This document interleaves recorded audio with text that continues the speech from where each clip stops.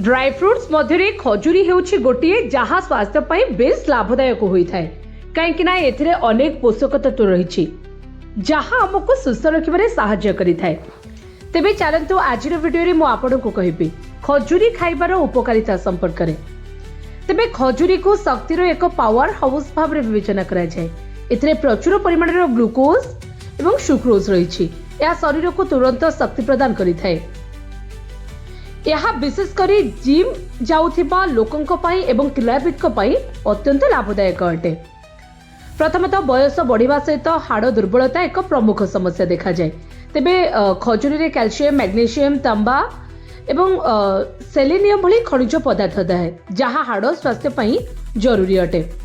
तेणु प्रतिदिन खजुरी खाइबा द्वारा ऑस्टियोपेरोसिस भली रोगर आशंका ह्रास पाइथाए।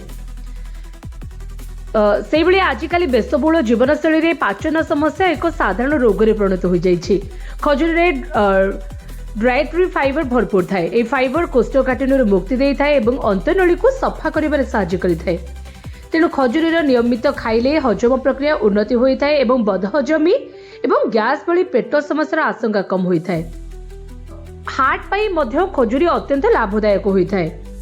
खजुरी रे थिबा पोटासियम रक्तचाप नियंत्रण करिबारे सहायता करिथाए। सेबली लौह अभाव और रक्तहीनता एक साधारण समस्या हो जाइछि, विशेषकर महिला मानक ठारे अधिक। तेबे खजुरी लौहर एक उत्कृष्ट प्राकृतिक उत्स।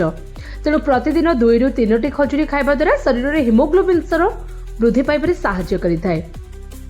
तो मने रखंतु खजुरी स्वास्थ्य पई जदिओ लाभदायक, यार प्रकृति होछि गरम। तेणु यहाको सीमित परिमाण रे खाइबा उचित अटे।